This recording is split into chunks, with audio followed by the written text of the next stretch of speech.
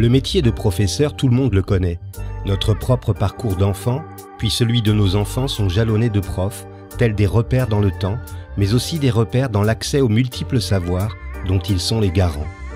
Le professeur exerce un métier qu'il a choisi, il l'exerce avec rigueur et compétence, mais avant de se fondre dans l'entité enseignement, les profs sont des femmes et des hommes formidables, des bâtisseurs aux multiples facettes. Je suis Christophe Salomé, professeur des écoles depuis une trentaine d'années, et depuis 15 ans, je me promène d'école en école en tant que maître remplaçant. Je découvre régulièrement des personnes qui ont des choses à raconter, des personnes qui font, des personnes qui ne sont pas juste des enseignants, des profs, etc. Dans ce podcast, je leur donne la parole. Qu'est-ce qui leur a donné le désir d'enseigner? Quelles sont leurs valeurs, leurs passions, leurs attentes? Qu'ont-ils envie de partager? Prof, etc. Jacques Méty est né à Bienne, une commune suisse du canton de Berne, mais c'est à la Chaux-de-Fonds que se sont imprimés ses premiers souvenirs. À 7 ans, Jacques voulait remplacer Actarus dans Goldorak, et finalement, il est devenu éducateur à Lausanne, dans un centre d'accueil d'urgence pour des enfants ou des ados de 13 à 17 ans. Au départ, il s'était fixé un chemin tout tracé, devenir enseignant puis enseignant spécialisé, mais après une formation d'éducateur, il s'est senti à sa place. Jacques apprécie ce travail qui lui demande constamment des remises en question. Il se sent bien au sein d'une équipe qui bouge et au contact de familles qui sont toujours bien différentes. Mais Jacques accorde également une grande importance à ce qui se passe en dehors de sa profession. Voyager, grimper, s'occuper d'une famille de 3 enfants en garde alternée, habiller son intérieur, créer des choses, travailler pour sa maison, photographier, chanter, la liste est longue. Et puis un beau jour, en devenant papa, aussi extraordinaire que cela puisse paraître, il s'est rendu compte qu'il était impossible sur Internet d'obtenir des informations fiables pour savoir si tel ou tel film était montrable à un enfant. Jacques a alors trouvé son côté etc. Il a créé le site Quel film pour nos enfants et aujourd'hui filmpurenfants.net est une véritable bible pour celles et ceux qui veulent savoir si tel ou tel film est adapté à leur enfant. Jacques Méty, bonjour. Bonjour. Qu'est-ce que vous avez pris ce matin au petit déjeuner? Alors là, je suis en train de boire de l'eau, mais à part ça, j'ai encore rien pris. C'est une habitude de ne rien prendre ou c'est le hasard de ce jour? J'avoue que ces derniers temps, j'essaye de sauter le petit déjeuner. C'est étrange, hein. Prof, etc. Quel regard portez-vous sur votre enfance, Jacques? Moi, je me rappelle différentes choses. J'ai l'impression que j'étais un gamin qui avait la chance de pouvoir sortir, de m'amuser. Mon père, il aimait beaucoup l'extérieur, donc on était souvent dehors. À la Chaux-de-Fonds, on avait un grand jardin. Et il n'était pas à nous, il était à un des locataires qui avait accès au rez-de-chaussée, mais nous, on pouvait l'utiliser. Je me rappelle, j'avais fait ma cabane là-dedans. Beaucoup de liberté. Quel est votre meilleur souvenir en tant qu'élève? J'ai l'impression que il y a eu un changement chez moi grâce à un professeur en 6e année. J'ai toujours été considéré comme quelqu'un de pas vraiment capable. Et en 6e année, tout d'un coup, il y a quelque chose qui a changé. Et cet enseignant, il faisait faire des textes aux élèves. Et tout d'un coup, je suis devenu le meilleur parce que je faisais des textes tout le temps. Et puis, j'ai été valorisé à travers ça. On lisait les textes en classe. C'est une espèce de petite boîte à textes. Et plus tard, vous avez été quel genre d'adolescent? Je pense que j'étais assez tranquille quand je vois les adolescents qu'on a actuellement. J'étais assez tranquille puis assez heureux de vivre. J'avais plein d'intérêts un peu différents artistiques. J'ai pas fait souffrir mes parents. Je leur ai pas fait peur. J'aimerais bien que mes enfants soient comme ça.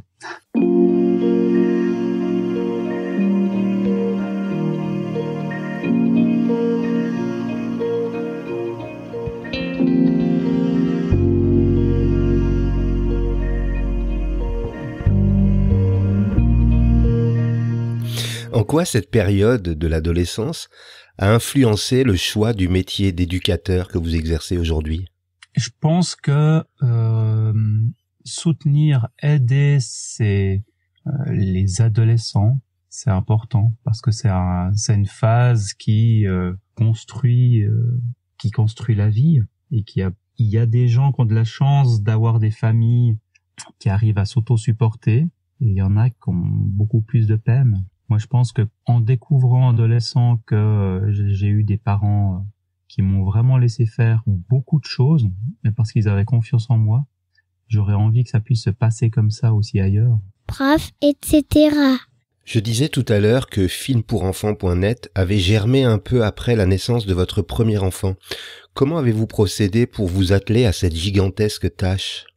Bon, il y a déjà la question de maîtriser un petit peu Internet. J'avais la chance, un jour, un ami m'a fait un site pour des histoires, pour une petite exposition de photos que j'avais fait, et je me suis entraîné à m'amuser vraiment en autodidacte à partir de ce site. J'en ai fait d'autres, donc j'ai eu une maîtrise un petit peu de réussir à mettre du texte disponible à tout le monde.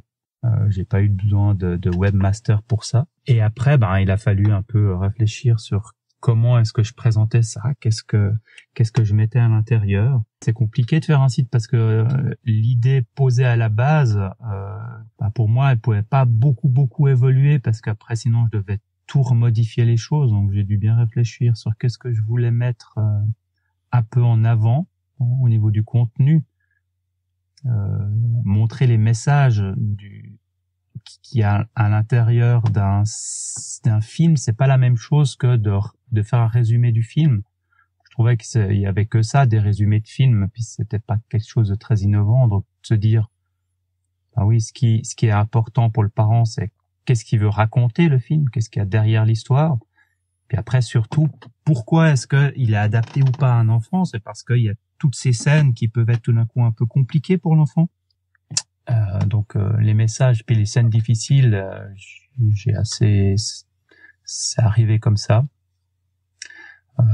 Et après, il fallait voir quel film je mettais. Donc je suis tout seul pour analyser et mettre en avant ces films.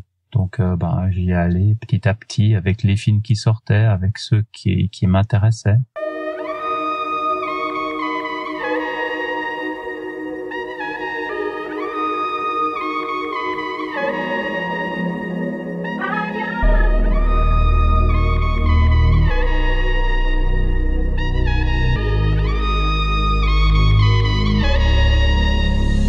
En dehors du référencement des films pour enfants, vous effectuez un gros travail rédactionnel pour aider les adultes à sélectionner des films pour leurs enfants.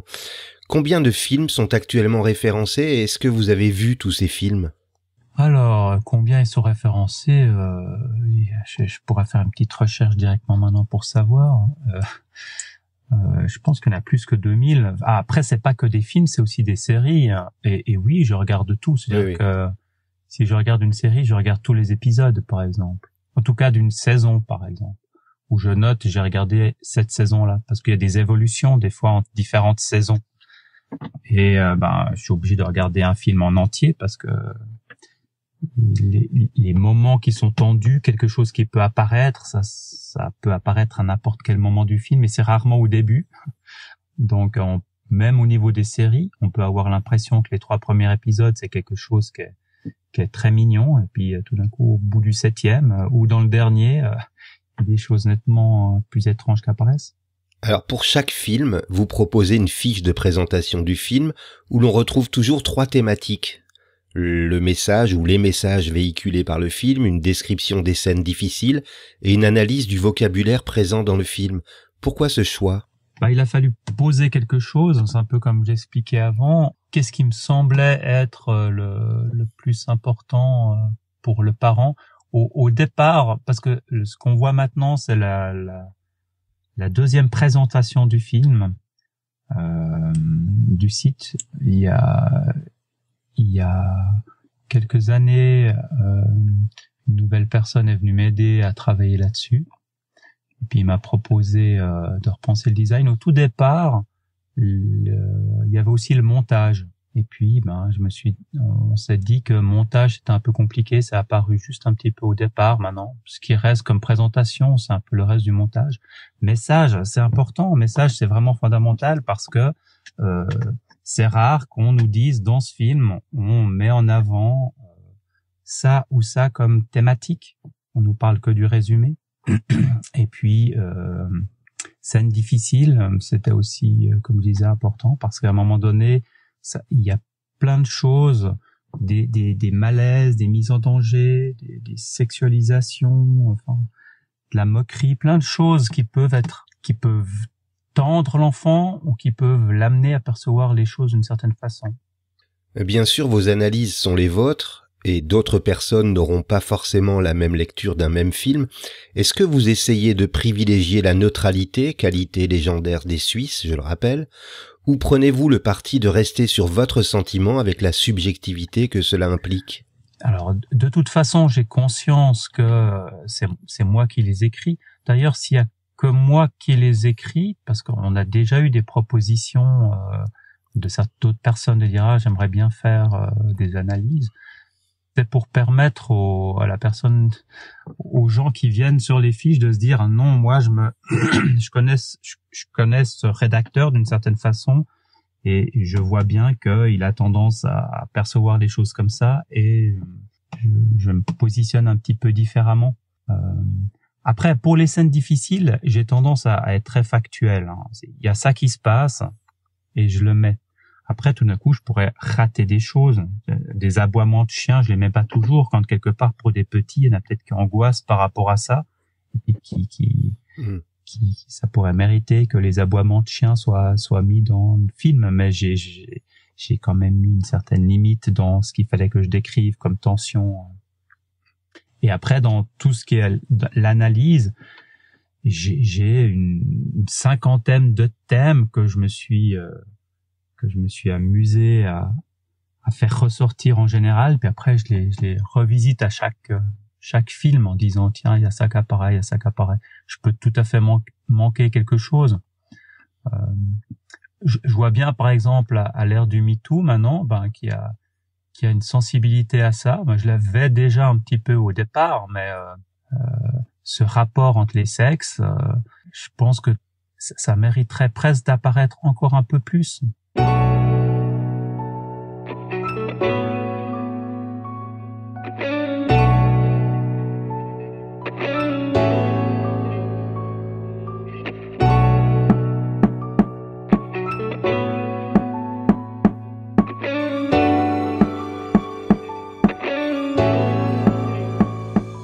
J'imagine que vous avez des statistiques sur la fréquentation de votre site. Quelle est la fiche de film qui rassemble aujourd'hui le plus de vues, vous le savez ? Je pense que ce qui fait venir les gens, c'est les films qui sont, enfin, on va dire qui étaient, parce que en ces temps un peu compliqués, qui sont au cinéma. Quand il y a un nouveau Disney qui apparaît, quand il y a un nouveau Pixar qui apparaît, quand il y a un film de super-héros qui apparaît, il y a beaucoup plus de personnes qui font une recherche sur ce film. Et puis aussi à la télévision, on voit bien tout d'un coup, il y a Jurassic Park. Pourquoi est-ce qu'il y a Jurassic Park qui est de nouveau là ? C'est parce que il y a tout d'un coup une chaîne qui propose ça. Prof, etc. Quand est-ce que vous avez ri aux larmes pour la dernière fois et pour quelle raison ? Bonne question. Je suis pas sûr de me rappeler. Je suis pas sûr. Je suis pas quelqu'un qui rit beaucoup. J'ai plus de sensation de... Le rire, il est compliqué pour moi. Je vois ça aussi à travers les dessins animés. Il y a des rires qui sont... Non, mais c'est pas vrai. J'ai vu Borat avant hier avec ma copine et il y a des moments donnés où j'ai ri. Et des fois, c'est ça qui me dérange parce que le rire, il peut être en lien avec des choses qui sont pas forcément amour et gentillesse. Et on voit ce genre de problème-là dans les films. D'ailleurs, c'est des fois compliqué pour moi de mettre ça en avant. Je le mets sous moquerie, par exemple. Il y a beaucoup de petits dessins animés qui tournent autour de ça. On fait rire les gens parce que il y a des gens qui souffrent ou bien parce qu'il y a des gens qui sont dénigrés. Alors, le rire, il est chouette. Mais donc, par exemple, dans Borat, je le conseille pas spécialement aux enfants. le rire, il est pas spécialement sympathique, on va dire ça. Même si je dénigre, enfin je rejette pas ça, hein, je l'accepte aussi chez moi. Mais pour mes enfants ou pour les enfants, je dirais attention, faites gaffe, ces rires-là, eh ben ils partent pas d'un automatisme sympathique.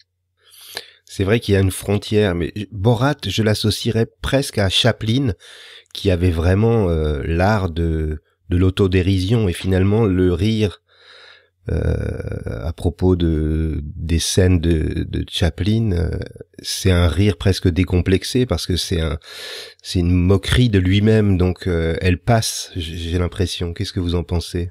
Chez nous, enfin moi quand je vois un Borat ou Bruno, c'est aussi le même réalisateur qu'a fait. L'adulte, je pense qu'il arrive à faire à pas prendre ça au premier degré. Mais les Chaplin ou les Tom et Jerry vus par les petits, je sais pas, je pense, même si il y a forcément une certaine distance, qu'on montre une certaine violence et on tape et on joue là-dessus pour faire rire les personnages. L'adolescent qui voit ce qui se passe dans Borat, dans Bruno, dans Ali G, enfin il faudrait une forme d'explication avec lui en même temps, parce qu'ils prennent quand même ça au premier degré, ça les fait bien marrer. South Park, c'est la même chose. Moi, j'adore South Park, mais le gamin de 12 ans qui regarde ça, il va retenir autre chose que la super critique de société qu'ils amènent à chaque épisode.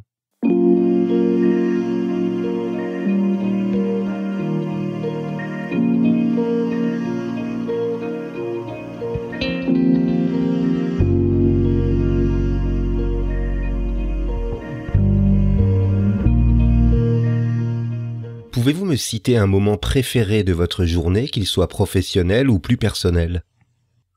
Je pense que le moment du repas avec mes enfants, il m'impressionne toujours, quoi.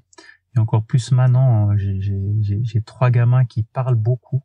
Alors, préférer, c'est pas le plus facile parce qu'il faut réussir à faire face à ça, hein. Ils sont pleins d'énergie et ils ont envie de raconter leurs trucs. Il faut maîtriser parce que maintenant il y en a qui sont grands. Le plus grand il a 16 ans, la plus petite elle a 11, donc il faut aussi manager les discours, hein. Il a des intérêts qui sont bien différents, mais voilà, on parle beaucoup, ils amènent leurs thèmes. Maintenant ça tourne autour tout d'un coup du sexe ou des choses comme ça. Moi je trouve impressionnant comme ça peut être riche. Quelle valeur a aujourd'hui le plus de sens pour vous? Je trouve que, et c'est intéressant parce que certains ados, ils ont ça, c'est accepter l'autre.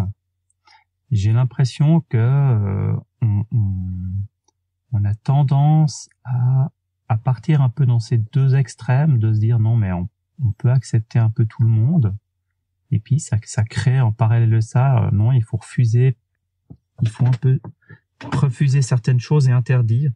Et je pense que le vivre ensemble, le réussir à comprendre l'autre, même s'il est différent puis qu'il n'a pas les mêmes avis, je pense que ça, si on n'a pas ça, maintenant on est foutu. Après, en dehors de ces valeurs-là, moi je pense que je suis assez pétri d'écologie, en me disant qu'en dehors de l'être humain, enfin ce que je disais en premier, c'était autour de l'être humain, mais en dehors de l'être humain, maintenant, il faudrait réussir à faire gaffe avec la planète. Alors, de quelle manière parvenez-vous à intégrer cette valeur de l'acceptation de l'autre dans votre pratique d'éducateur? L'idée, c'est que dans la famille, les gens s'écoutent et puis comprennent l'interlocuteur en face. Quand on travaille en entretien de famille, il y a le jeune qui est dans ses besoins, ses nouveaux besoins, parce que les parents, ils ont affaire à quelqu'un qui grandit. Puis le parent qui a affaire à ses valeurs ou ses perceptions, et puis qui a de la peine à comprendre que l'autre en face, il change ou qu'il veuille quelque chose.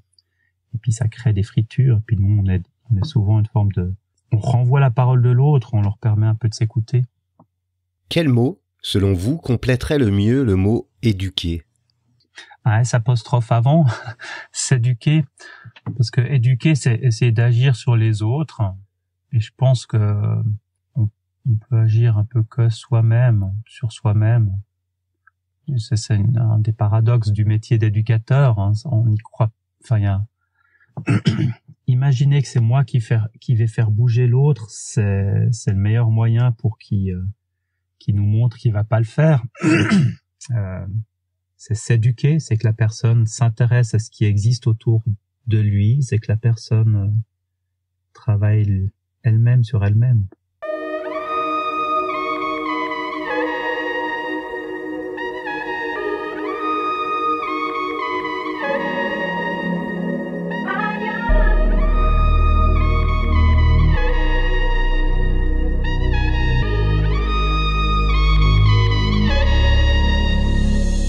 Quelle compétence ou capacité qui vous rend bien des services dans votre vie vous rend un peu fier?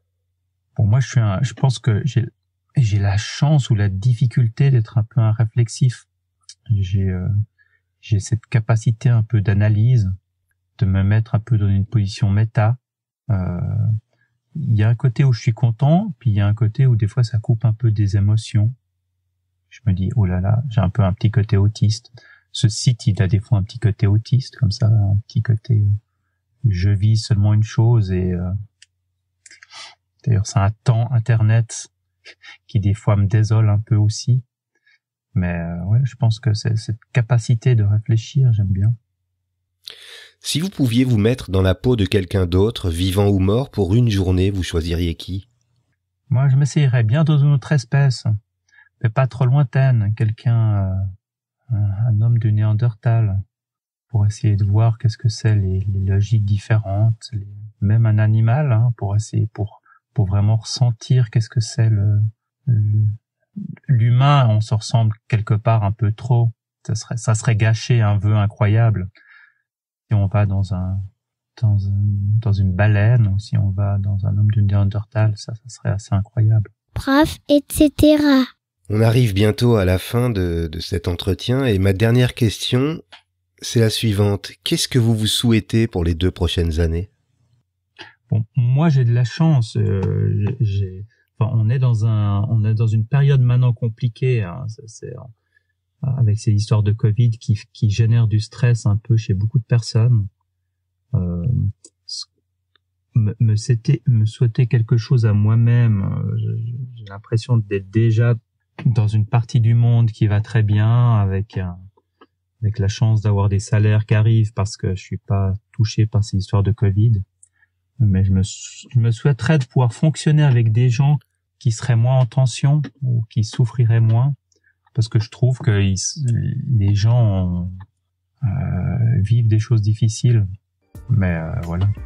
Je pense que quand on a la chance de pouvoir fonctionner avec des gens qui sont heureux, notre vie est plus facile.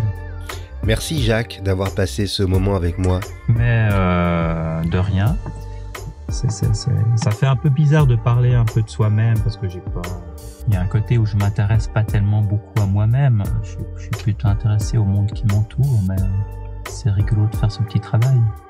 Mais je suis sûr que ça va intéresser beaucoup d'auditeurs. Vous pouvez retrouver les détails sur le site filmpourenfants.net en description de cet épisode.